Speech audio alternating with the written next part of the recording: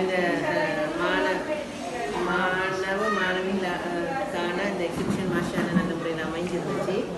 அந்த வகையில் இதில் காட்சிக்கு வைக்கப்பட்ட ஒவ்வொரு எக்ஸிபிட்ஸும் வித்தியாசமான முறையில் செய்யப்பட்டிருந்துச்சு. எல்லாம் மிக பெரும்பாலானது வேஸ்ட் மெட்டீரியலை டார்கெட் பண்ணி தான் செஞ்சுருந்தாங்க. உண்மையிலேயே வளமையாக எக்ஸிபிஷன் என்று சொல்ல போக்கில் பிள்ளைகளை விட அதில் கூடுதலாக பெற்றோட்ட பங்களிப்பு கூடுதலாக இருப்பதை நாங்கள் கண்டிருக்கிறோம். ஆனால் இந்த எக்ஸிபிஷனில் அவ்வாறு இருக்கல. இன்னொரு விஷயம் நாங்கள் கண்ட இன்னொரு முக்கியமான விஷயம் இங்கே குறிப்பிட விரும்புகிறது. அதில் புழல் அந்த புழல் தான் செஞ்சது இதற்கான ஆதாரங்களும் இங்கே எங்களுக்கு காண்பிக்கப்பட்டுச்சு.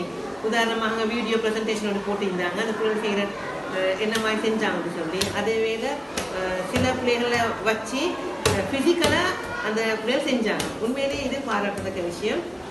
மற்ற எக்ஸிபிஷன் இதுவரை பார்க்கப்பட்ட எக்ஸிபிஷன் அப்படி நடந்தில்லை. ஆகவே இது மற்றவங்களுக்கும் ஒரு முன்மாதிரியாக அமையும்னு நான் நினைக்கிறேன். உங்களோட பணி தொடர வேண்டும். இன்ஷா அல்லாஹ் அதுக்காக நாங்கள் துவா செய்கிறோம்.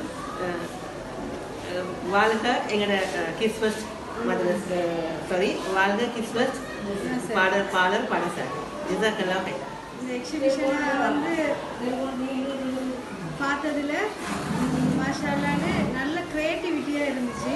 அடுத்து வளமையாக பிள்ளைகளோட எக்ஸிபிஷன் போக்கிட்டு சில விஷயங்கள் தான் அப்படியே இருக்கும். ஒரே மெத்தட் தான் கண்டிக்கிறேன் நான் பொதுவாக. ஆனால் டிஃப்ரெண்டான கிராஃப்ட் ஐட்டம் மற்ற எல்லாம் வேஸ்ட் ஐட்டம்ல தான் செஞ்சுருந்தாங்க. அது மிச்சமே அந்த நல்லா இருந்துச்சு. அடுத்த நீட்டாக இருந்துச்சு. அதில் பிள்ளைகளோட விஷயத்தோடு டீச்சர்ஸ்கிட்ட பெரிய ஒரு ஹார்ட் ஒர்க் கொண்டு நல்லா விளங்கு தருங்க.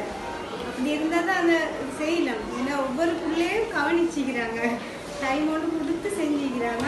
மிச்சம் நல்லா இருந்துச்சு. மாஷா அல்லாஹ் இன்னமும் உங்களுக்கு இந்த செய்கிறதுக்கு எல்லாம் நிறைய ஆரோக்கியம், உடம்பு ஆரோக்கியம் அந்த கொடுக்கணும். மிச்சம் துவா செய்கிறோம்.